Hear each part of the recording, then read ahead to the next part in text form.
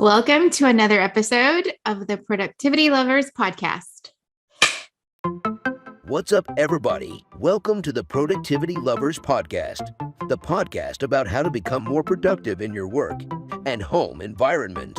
The Productivity Lovers podcast is brought to you by Cris Scrott, a certified professional organizer, and Deb Lee, a digital productivity coach. Buckle up and enjoy the show.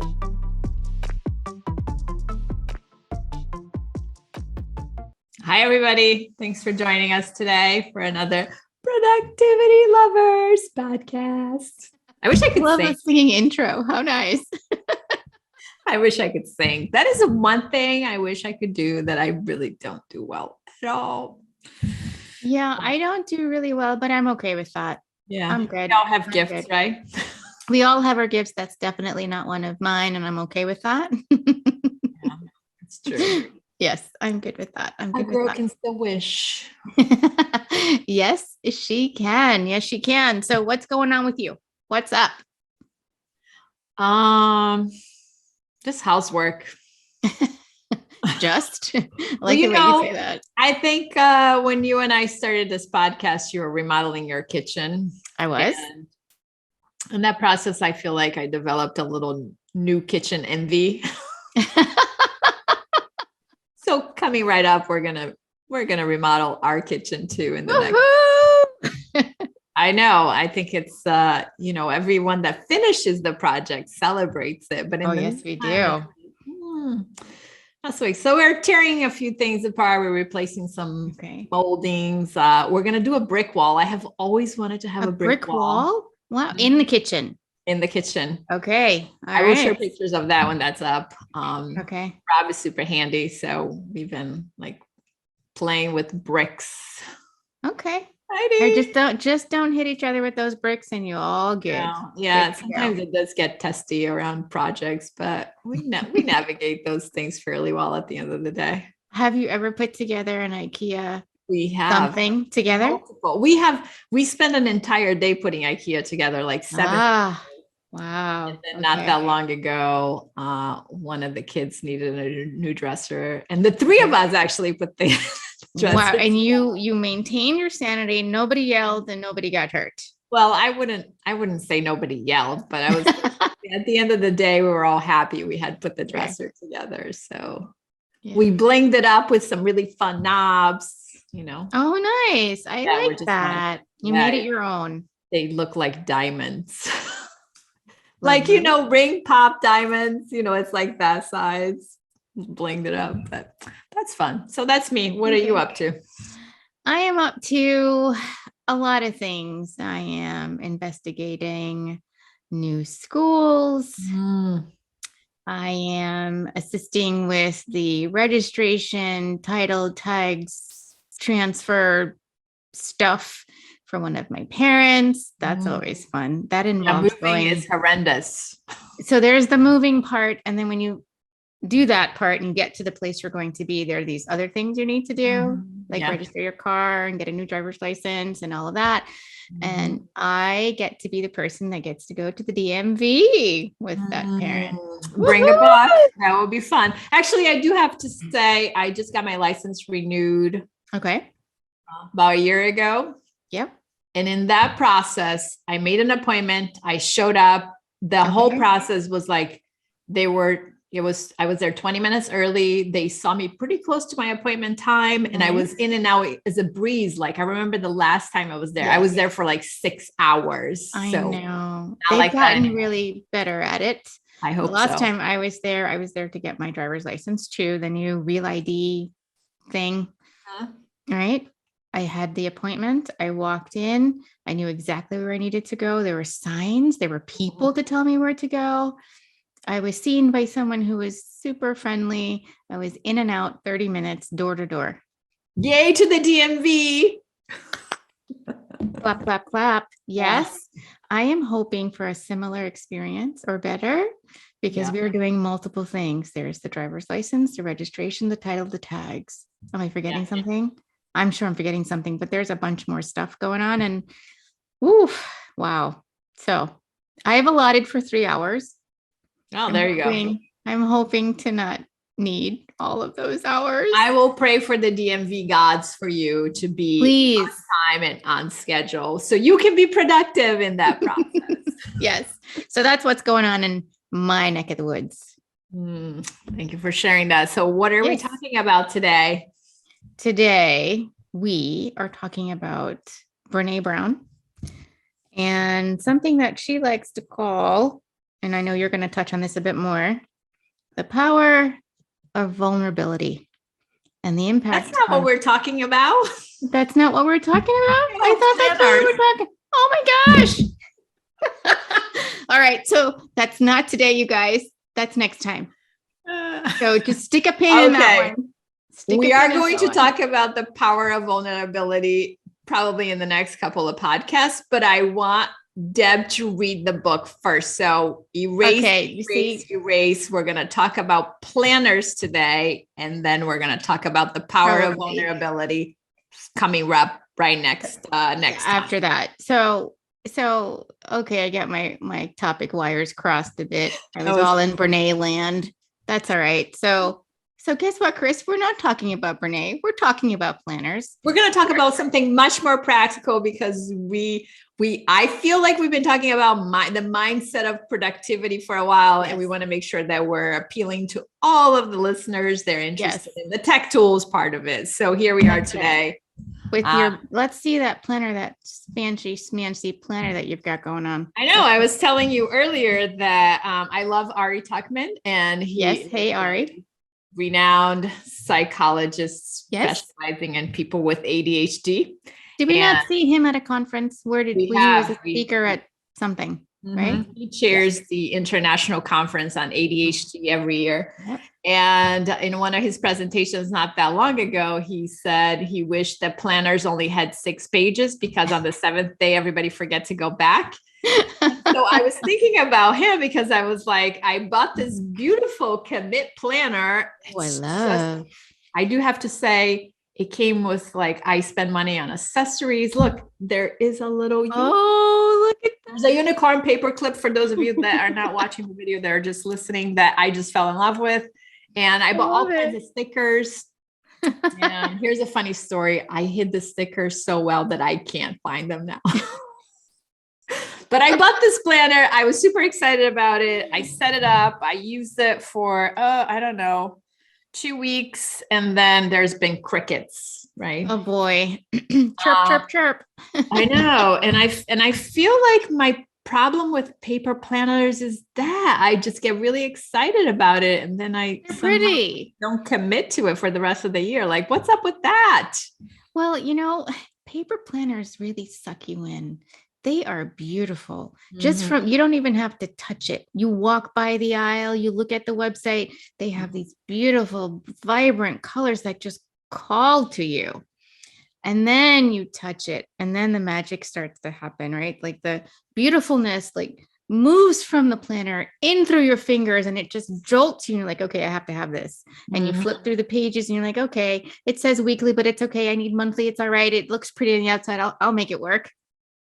And then you buy it, and you buy the pens, and you buy the stickers that you can't find, right?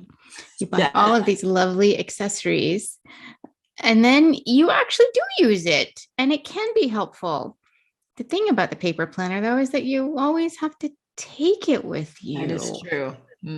Right? That's where I think the downfall happens. It's in your other bag, it's in your office, it's somewhere else, and you forgot it, and you raced out the house, and you don't have it, and so now you have no idea where you were supposed to be, when you're supposed to be there, or what you're working on. Well, that's not fully true, because I supplement my, paper addiction, because I'm going to call this an addiction. Okay. I supplement my paper planner addiction with a real Google Calendar. So that's solid. Okay. That's worked for years. That's I think if that thing crashed, it would be a horrible day in my life. Yes, it would be. So tell me, why do you have both? I don't know. I taught a class during the pandemic in my free Friday training seminars about I remember. Yeah, because I went to see a client and Right. I took an entire bin. I think she had like 18 or 19 different planners. And she's like, I'm trying to find one that I love. And then I was like, Okay. but you still not using any of them. And She hasn't so found the one. it resonated for me because I was like, well, I don't buy that many every year, but I do tend to buy one a year. And I Okay. think now that you're Yes, asking that question, that what I comes am. up for me is I feel like I have this belief system Yes. that says that I must have a paper planner to just be productive. It's ingrained in my brain, like from when I was a kid, that you have to Did you write use stuff one in down. college? Were you like in I school? You did. had. Yeah, I had a Franklin planner. I was a Oh, I devout remember those. planner for like years. It was like Yeah. they had to pry that thing out of my hands like they pried my BlackBerry. I remember having a BlackBerry. But we digress. So Have you've digressed. always been a paper planner user, Mhm. and that feeling of productivity with the paper planner. I mean, it starts with a P too, right? Productivity planner. So it's now carried through to your adult life, Mhm. and you use it for a short time. And then what do you do with it? Does it go on a shelf? Do you save them? No. Like when it gets to like, I don't know, at the end of the summer or like in Yeah. September when I was like, when I feel like a failure, I'm like, Oh, I have wasted my money and I have not completed the planner usage. I feel shame. And then I'm like, well, I'll oh. just throw this in the shred bin. And then it's like, And then that's it. that's it. And then in December, I forget that I just threw the other one in the And you buy a shred. new one. I'm just like, I'm excited. It's a new year. I'm gonna get a new planner. It will be different Okay. this year. Okay. It will be different this year. So if I were your client Mm-hmm. and I told you that story about my love of paper planners, but lack of using said planners, what would you advise me to do? Do you think? That's a really good question. I think I would say two things. One, just embrace the fact that you're not going to use the planner very long or that it's going to be very sporadic. So Okay. like So accept it. formalize the dysfunction. That's totally okay, right? We're Okay. like, nah, it is not meant for me to use it every day. It's just meant for me to use it during certain times. Maybe like it helps with stress. I don't know. It helps me write things down and it helps me feel organized. Okay. So go with Okay. that. Or Okay. Yes. stop wasting your money and stop buying them altogether. And then the solution to number two would be a digital calendar. Find a tool that really works. So, I Okay. think you got me started on Google Calendar way back when. Did I know? Because I still use Google Calendar for a Yes. variety of reasons. So if you were coaching me through this, what would you say? I would ask you if you really love the paper. I Is it do. the feel of the paper? Is it the smell of the book? Is it just the prettiness of it? Because maybe the aesthetics of the planner is what's really attracting you. It's not really the use or the function of the planner.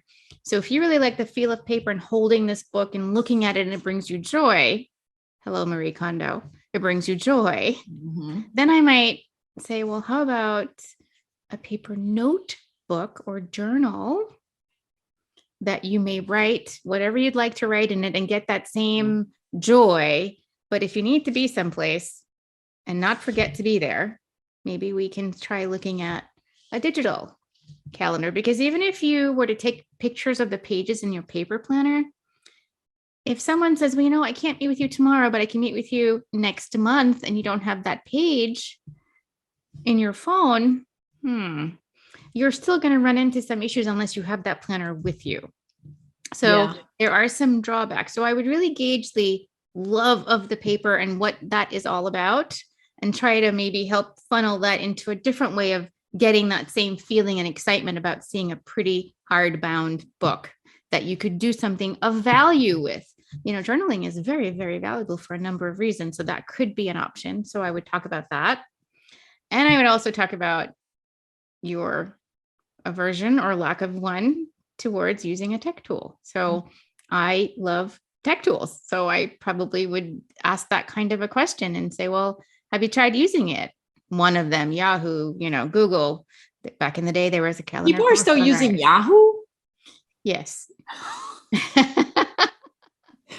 Okay. Listen, there are some of our clients still have AOL addresses. That is very Remember true. that? Mhm. So just because the technology is old doesn't mean it can't work for us. So I don't want anyone to feel like they Very can't true. use If our Yahoo calendar, is right? listening, we do not disparage your company. We do not. No. And and it's possible that you're using your Yahoo calendar and it's working just fine for you. That's great. I didn't even know I had a calendar. Yes, Yahoo Mail, Yahoo Calendar, and I think some kind of photo storage, Flickr, maybe. Oh. Right? Couple other Just things. learned something new. Well, there you go. So I would also probably talk about the benefits of a digital calendar. Like So those what calendars are you like? Tell us some tech tools that you're using to manage time. All right. So time and where to be, like showing up for a podcast recording with Cris, goes on the Google Calendar. I have it in a different color than all the other calendars. So I like that I can create multiple calendars and color code them. I think you might be purple. I like time that. with you. I think my time with you is purple. I want the colors to stand out to me. So I am somewhat of a visual person. So that really, really works well for me. Some people use other types of tools, but Google really is my preferred calendar right now. Hopefully will stay that way as I use Gmail and all these other things that integrate quite nicely with Google Calendar. You know, if I were to set up a meeting, I could use Google Meet and set up that Google Meet meeting right from the calendar. I wouldn't have to go to Google Meet. It's all nice and seamlessly packaged together. So there are there's a feature called Find a Time with Google Calendar. So if you and I are trying to find a time to meet and we have shared our calendars with each other, we can find a time that each of us has an open spot and connect it nicely together. So Find a Time is a lovely feature. Very creepy, but very helpful. Creepy and helpful. You know, I accept that. I like accept that. I love that Google Calendar integrates with lots of things. And guess what it integrates with now? Google Calendar integrates with one of my favorite all-time tools, Evernote. Really? Yes, really. So I have connected Evernote to Google Calendar. It now shows up on my Evernote dashboard or home screen. And every time I have a meeting, I can go into that calendar right on my dashboard and I can click a button that says, hey, let's take some notes for this meeting. Or I can put an agenda in there. And now Evernote starts to remind me. I get a pop-up on my phone that says, hey, meeting coming up with Cris. You want to take some notes? You want to create a new note for this? So I love that integration. So, you know, it's used by a lot of people. So likely people have experience using it. So it's easy. That barrier to entry is not there. Nothing against some of the other things like Microsoft Outlook. If you are an Outlook person and you're in the Microsoft ecosystem and you love it, keep at it. So one of the things here is, you know, there's no cookie cutter way to do this, right? If it works for you, it works for you. And that's really what it needs to be all about. It's what you can reasonably manage and what works and what you have experience using. Some of that will take some trial and error, but if Microsoft is it, keep up with that. If not, find the one that works for your brain. So I too like those paper calendars, but I'd rather have a journal. Yeah, you know what? That's a great way to reframe it. This is more because I do use Google for everything, right? It's like that's the only way I get around places. So this is more like a journaling tool where I kind of organize my thoughts for the day. So like during today, I spent the day in my office. So it was a great way to like write things down, how I was going to lay out my day, what I was going to do today, how I was going to spread out my, you know, my office time. I do have to say that I did use one planner, and that was the planner pad. I remember you talking about that. I'm a huge fan of the planner pad. The only problem, planner pad people, if you're listening, is that they are just not sexy. They are just boring and ugly. And they're like, the outside is like black or green. So does this mean that you're going to create your own planner then that looks really cute and fun? You know, you and I have talked about this. We have talked about creating our own planners. So we should put that on we should put parking lot list, project list. Yes. No, that's how we start things. That's right. Now, I have to say though, if someone is tech averse and does not wish to use any tech tool, that Yeah. would be trickier, but I think it could still work. I think it would take more effort on their part, but it could work. So all you guys out there who love the paper planner, the one thing that you would always have to do, tie your, I don't know, ribbon around your finger, put a sticky note on your work bag or your purse or your merce, whatever you've got, to always have it with you. I think if you have it on your person, it can do what you need it to do, which means if it's too big or too heavy, you may need to rethink that. But if you can find a way to always remember it and always have it, then I think the paper planner could work. Would you agree? I would agree. Yes. I think when I had a job in my office and then I had a computer bag and then I tucked it all into the same place and then I carried them back and forth, right? That worked really well because they were always in my computer bag purse. And so I could easily locate my planner. Everything worked out.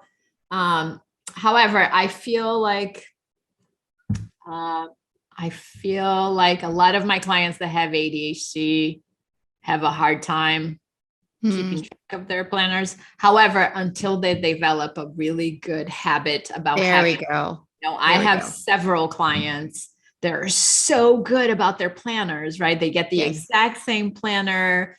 They do it the exact same way. They have a place where they keep it. So it's not like, where's my planner? Like the planner has a home.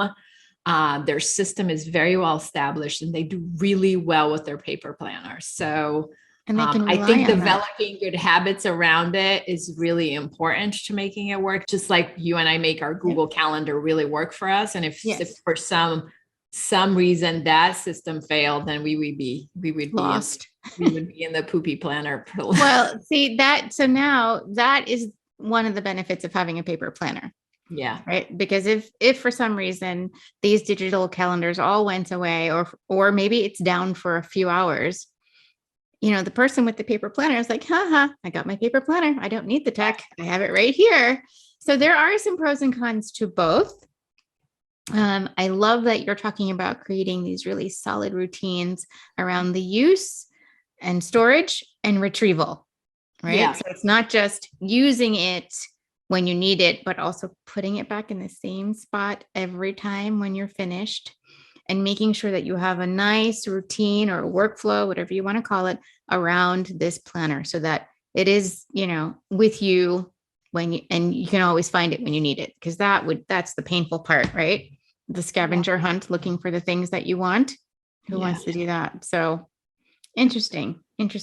I still vote for digital calendar though. Sorry. I mean, I have to pick a side. So that's my side. I'm totally with you. I think if I had to, if I had to pick one tool that I really commit to with my planning, it would definitely be my Google Calendar.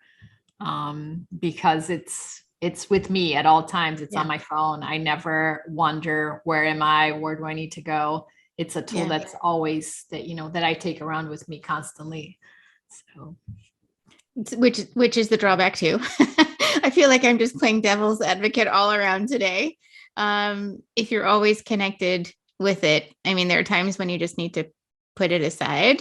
But when you have a lot of appointments, when you have a busy sort of work week and work life, you can't afford to let something fall through the cracks. So those digital reminders can come in handy, but we do need that balance between how much we're available and how much we're tied and connected. So there's this sort of tug and pull. So though I think I have a majorly love relationship with technology, I'm also aware of some of the, the trickier parts of being uber connected and always available or around and, not having some downtime. So I think, we are reminded of our no phone Sundays and how hard that was to calendar was definitely one of those features that we used that we ended up missing because we didn't have our phones. It's like, where are we supposed to go? Even though it was a Sunday, it was still challenging. So Well, thank you for not judging me on my using my No judgment. purchase No such judgment. things, and thank you for reframing it as a journal. I think I feel much better about Yeah. that. And I guess if any of you out there, if you're using a planner that you absolutely love and adore, and you want to share how is it working for you and what do you love about it, we would love to hear. Yes, absolutely. Find us at productivitylovers.com and also on Facebook at Productivity Lovers. We want to hear from you. So, and also tweet us your questions, things that you want us to talk about on the show. If there's something you disagree with, you can tell us too, but we do ask that you say it nicely if you could. Constructive criticism. We can take it. Or we may talk about you on the podcast. We might. Everything's fair game, people. Anyway, thank you so much for joining us. Yes, that's true. We're always kind. Yes. Thanks for joining us for another episode of the Productivity Lovers podcast. See you next time. Bye. Bye-bye. Thanks for listening to this episode of the Productivity Lovers podcast. We hope you enjoyed it. Please be sure to subscribe so that you get notified when we upload a new productivity podcast. For more tips and notes from the show, check us out at productivitylovers.com. Talk to you soon.